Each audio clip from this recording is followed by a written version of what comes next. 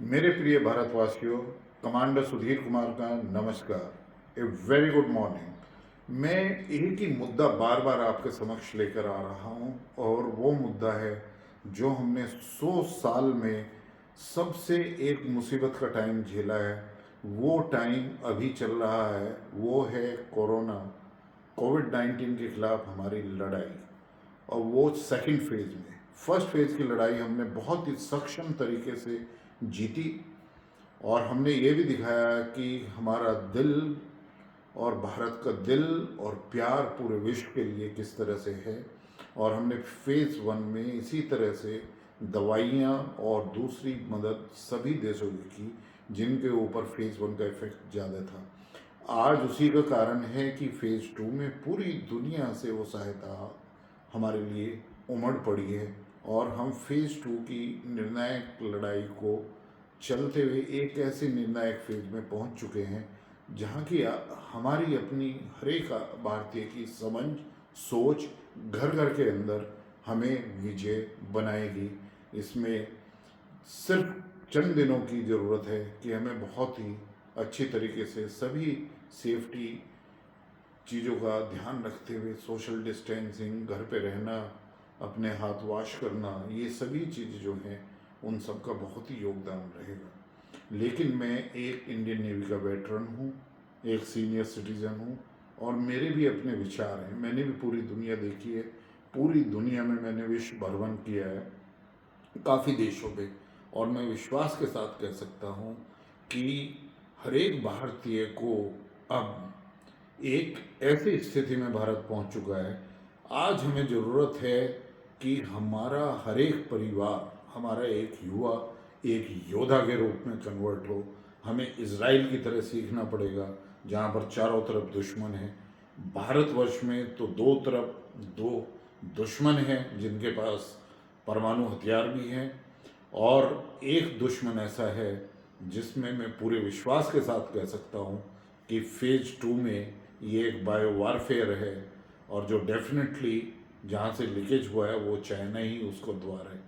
एक तरफ चाइना ने हमारे ऊपर इनकर्शन किया, दूसरी तरफ बहुत ही सस्ती चीज़ें बनाकर हमारे मार्केट को डंप किया और तीसरी तरफ जो हमारे डेमोग्राफिक डिविडेंड और जो एक हमारे कॉम्बिनेशन था हमारे सबसे प्रभावशाली नेता के ऊपर, इस तरह से ये बायो वारफेयर का अटैक कराकर और जिस तरीके से उसका सोशल मीडिया हमारे ऊपर साइकोलॉजिकल वारफेयर कर रहा है इसके दौरान, अभी आप सभी को पता है एक जो सत्तारूढ़ पार्टी थी 2008 में, उन्होंने कम्युनिस्ट पार्टी चाइना के लिए एक बहुत ही गोपनीय समझौता किया था। आप सभी को पता है वो चारों लोग जो उस पिक्चर में थे जब गोपनीय समझौता हुआ वो सभी को विदित है। वो सोशल मीडिया पे बार बार वायरल हुआ है। आपको पता है कि चाइना के जो प्रेजेंट राष्ट्रपति हैं वो उस टाइम पर चाइना के राष्ट्रपति नहीं थे तब। और आजकल वो ही इंडिया के खिलाफ जो एक कहते हैं एक प्रचार कर रहे हैं, सोशल मीडिया का पूरा प्रयोग कर रहे हैं, कभी टूल किट लेकर आते हैं, कभी ट्विटर पर करते हैं, कभी अपने लोगों से न्यूयॉर्क टाइम्स और दूसरे वर्ल्ड के मीडिया पे वो प्रहार हमारे देश के ऊपर कराते हैं। तो ये आज हमारी जो लड़ाई है ये बाहर के दुश्मनों के खिलाफ भी है, एक पेंडेमिक के खिलाफ भी है, क्योंकि वो पेंडेमिक कहना पड़ रहा है, पूरे विश्व को इसको देखना पड़ेगा और मेरे ख्याल से पूरे विश्व को साथ आना पड़ेगा। और मेरे ख्याल से चाइना को एक ये निर्णायक टाइम पहुंच गया है कि सभी को एकत्रित होकर उसको एक सबक सिखाना पड़ेगा और हमें उसकी तैयारी करने के लिए भारत पूर्णतः सक्षम है। लेकिन हमें इसराइल की तरह से हर फैमिली के, हर युवा के, हर जो लोग हमारी गवर्नमेंट की सर्विस और प्राइवेट सर्विस में आ रहा है, कम से कम एक परमानेंट उनको जो है ना सैनिक अभ्यास दिया जाना चाहिए कम से कम 2 साल के लिए। और जो वो असेंशियल मिलिट्री ट्रेनिंग में प्राप्त कर लेंगे तो भारत एक सक्षम देश हो जाएगा।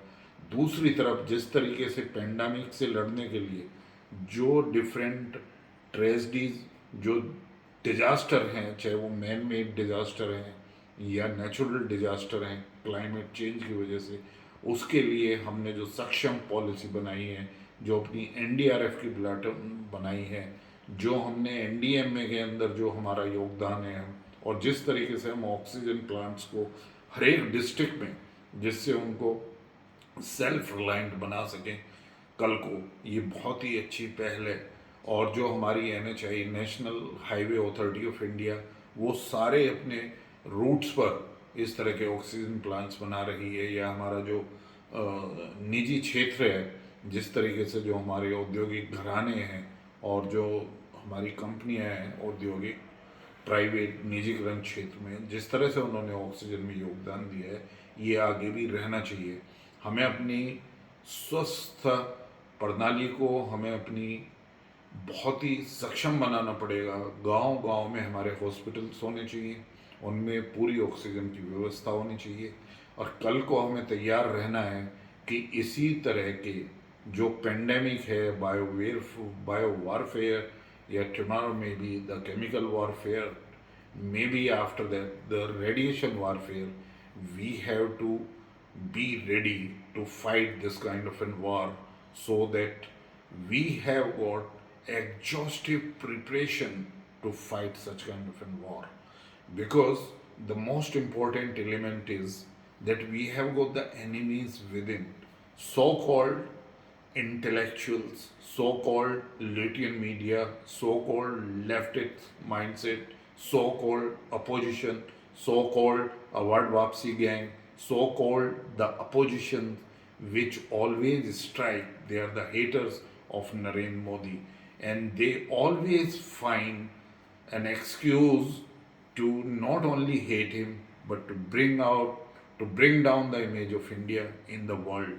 Their persistence try is that they ruled India, they ruled different states of India for so long, they are not happy that the power is going out of their hand. In 7 years, Modi has made them redundant. They don't have any future in India. Might be in Bengal, the appeasement politics of Mamta, the violence in election, before election, and the threat which was given in the post election, it's a temporary phase. India will overcome it. India will not allow that any state is burning in violence due to this appeasement politics. We will solve it.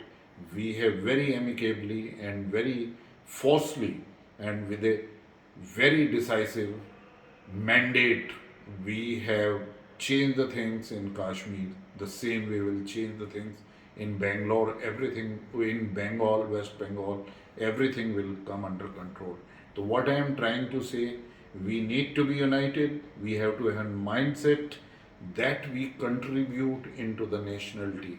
Today, we as a family, we as a yuva, we as a youth, or anywhere we are, we have to think over it as a united family. We have to work against those are profiteers, we have to work against those are black marketeers, we have to work against those are holders, so that we win this war which is being launched against us. We need to be ready for the future. Any kind of an emergency which comes, we have to be ready. And here, what I say, that we must be behind with solidarity, only with one leader who is now fighting. And I am sure he has created enough goodwill around the world. But even we must be self reliant. Today, the kind of an help which has been given, the vaccine is going to be produced at a large scale. Till we get the vaccine for the entire population of India, we have to be very calm. We have to be very systematic. We have to follow all safety norms, whatever the government and whatever the different agencies, health ministry, local administration, local organizations are issuing, so that we contribute into this national cause and we come out as a winner. Why I keep discussing this? Because it's very close to my heart. My heart also cries when we lose our near ones and dear ones. But this is the time that yes, though we have lost some people, but we have to make full efforts that no more lives are lost or the minimum lives are lost and we win this war. And what I said, we have to take this resolve, we have to take this sort of very strong determination that in future, if anyone endeavor against India, that we have to fight these forces. And my dear friend, as I am bringing out regularly, हमें लड़ाई लड़नी है जो हमारे दुश्मन देश के अंदर है। अभी आपको पता होगा, कल एक भूतपूर्व चीफ मिनिस्टर एक स्टेट के, उसने एक ऐसा स्टेटमेंट दिया है जिसने भारत की आत्मा को झकोर दिया है। उसने कोशिश करी है कि भारत का नाम पूरी विश्व में बदनाम करे।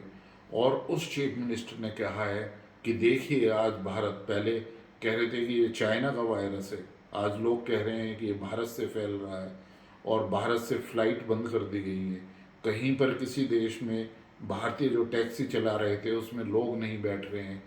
तो ऐसे लोगों को न सिर्फ निंदने, मैं रिक्वेस्ट करूंगा अपने होम मिनिस्टर से, मैं रिक्वेस्ट करूंगा अपने लॉ मिनिस्टर से कि कब हम उस एनएसए का फ़ायदा उठाएंगे, कब हम ऐसे लोगों को जो देश के खिलाफ बोल रहे हैं और इस तरह के स्टेटमेंट दे रहे हैं। पहले उन्होंने स्टेटमेंट दिया कि हम टीकाकरण नहीं कराएंगे, ये वैक्सीनेशन बीजेपी का है, ये वैक्सीनेशन गवर्नमेंट ऑफ इंडिया का है। उन्होंने एक पर्टिकुलर कौम के अंदर खौफ पैदा कर दिया। और मुझे आज ये आप लोगों के सामने बताना पड़ेगा कि ऐसे लोगों ने जो यूपी में एक स्पेसिफिक पार्टी और जो भूतपूर्व मुख्यमंत्री ने एक अफवाह फैलाई थी इसके खिलाफ, आज सबसे ज़्यादा नुकसान उसी कौम का हुआ है। अलीगढ़ मुस्लिम यूनिवर्सिटी में आज हम 18 से 21 प्रोफेसर वहाँ पे खो चुके हैं क्योंकि उन लोगों ने टीकाकरण नहीं करवाया। तो ये है जो है इनका स्वरूप। तो मैं कहना चाहूँगा अपने लॉ मिनिस्टर और गृह मंत्री से, क्या हम इसी तरीके से देखते रहें? क्या हम अपने लोगों के खिलाफ एक निर्णायक लड़ाई लड़ रहे हैं, पेंडेमिक में अपने लोगों को बचा रहे हैं, और ऐसे लोगों को अपोजिशन के जो इस तरीके के स्टेटमेंट देकर न कि सारे हमारे भारतवर्ष में जो है ना एक विद्रोह कराने की सोचते हैं, इस तरह का जो है ना टर्मोइल पैदा करना चाहते हैं, पर वो भारत की छवि को पूरे विश्व में ही गिराना चाहते हैं। क्या हम उनको झेलते रहेंगे? क्यों नहीं हम एनएसए इन्वोक करते? क्यों हम नहीं एक ही दिन के अंदर उनको जेल में डालते? उनके स्टेटमेंट ही काफ़ी है, ना कोई एविडेंस चाहिए ना कुछ। अब हमें ये अवसर आ गया है, और मोदी जी से भी मैं रिक्वेस्ट कर रहा हूँ, अब अवसर आ गया है कि ये जो पॉलिटिशियंस हैं जो गैर जिम्मेदाराना स्टेटमेंट दे रहे हैं, उनको अब अंदर करना होगा। हम भारत की छवि को नहीं गिरते देख सकते। हम युवा हैं, हम वेटरन हैं, हम इस देश के, हमने अपने देश के लिए खून दिया है, और हम चाहते हैं ऐसे सारे गैर जिम्मेदार लोगों को जो इस तरीके के स्टेटमेंट, जैसे अभी एक जो है भूतपूर्व मुख्यमंत्री ने अब दिया या पहले दिए, इन सभी लोगों के खिलाफ एनएसए में कार्रवाई तुरंत होनी चाहिए, तभी विश्वास जनता में जमेगा। और ये मैसेज भी, ये संदेश भी पूरे विश्व को जाएगा कि ऐसे लोगों को भारत टॉलरेट नहीं करेगा।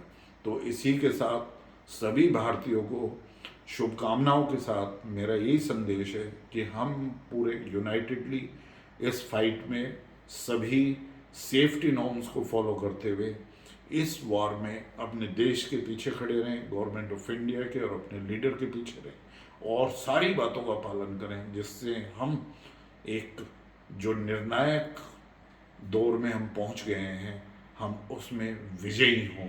जय हिंद।